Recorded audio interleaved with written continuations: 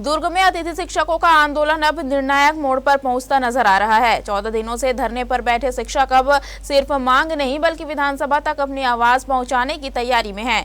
नियमितीकरण और समान काम के लिए समान वेतन की मांग को लेकर 16 जुलाई को रायपुर विधानसभा घेराव का ऐलान किया गया है।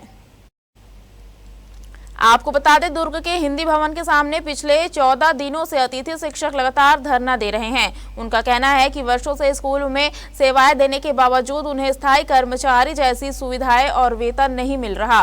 प्रदर्शनकारी शिक्षा मंत्री गजेंद्र यादव के स्थानीय निवास के कारण उनसे संवाद की उम्मीद लगाए बैठे हैं, लेकिन अब तक कोई ठोस आश्वासन नहीं मिलने से नाराजगी बढ़ती जा रही है। आंदोलन में पुरुषों के साथ बड़ी संख्या में महिला शिक्षक भी बराबरी से शामिल है। तेज धूप और लगातार धरने के कारण कई प्रदर्शनकारियों की तबीयत भी प्रभावित हो रही है। इसके बावजूद उनका कहना है कि जब तक सरकार उनकी मांगों पर सकारात्मक निर्णय नहीं लेती तब तक आंदोलन जारी रहेगा।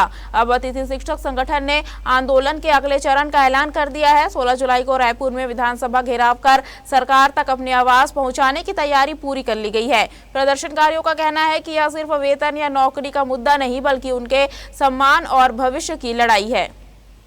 14 दिन से लगातार हड़ताल पे यहाँ जगे हुए हैं और हमारे यहाँ रहने का असर बच्चों पर बहुत पड़ रहा है, क्योंकि हम लोग गणित, विज्ञान, केमिस्ट्री, रसायन, भौतिक और कॉमर्स के टीचर हैं। तो इन विषयों का असर तो स्कूल पर पड़ ही रहा है। अगर सरकार सोचती होगी कि हमारी संख्या कम है तो ये ना समझे कि हमारे वजह से स्कूल में कोई प्रभाव नहीं पड़ेगा।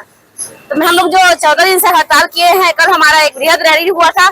इससे हम सरकार को ये बताना चाहते हैं कि हमारे नियमितीकरण संविलियन को जल्द से जल्द वो पूरा करें हमारी मांगों को और हमको स्कूल जाने का आदेश प्रदान करें। सर, पिछले 14 दिनों से यहाँ पर है ना, राज्य अतिथि शिक्षक संघ अपनी मांगों को लेकर के अनिश्चितकालीन हड़ताल पर बैठे हैं। सर, आज तक सरकार की तरफ से कोई भी प्रतिनिधि हमारा सुध लेने नहीं पहुंचे हैं। सर, हमारी सरकार से सिर्फ एक ही मांग है सर, संविलियन की मांग है और सरकार जल्द से जल्द हमारी मांगों पर संज्ञान ले, हमारी मांगों को पूरा करे ताकि हम भी अपने उत्तरदायित्वों का निर्वहन अच्छे से कर सके। सर, सरकार की तरफ से अभी अभी शिक्षा मंत्री जी एक बयान दिया हमारे उसमें कि वो कहते हैं कि अभी भी हम आपके छुट्टियों के लिए विचार कर रहे हैं।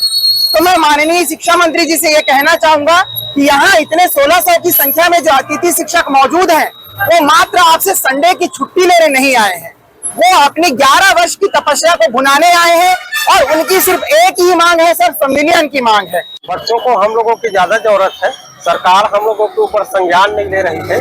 14 दिन से हो गए लगातार हम लोग हड़ताल पर बैठे हुए हैं। तो अगर सरकार हमसे आकर बात नहीं कर सकती तो हमारे प्रतिनिधियों को बुलाकर हम लोगों से बात कर सकती है। अगर संविलियन का रास्ता सरकार हम लोगों के लिए नहीं निकाल पा रही है तो हमारे प्रतिनिधि लोग संविलियन का रास्ता निकाल देंगे। हम लोगों को सरकार जल्दी से संविलियन का सौगात दे दे।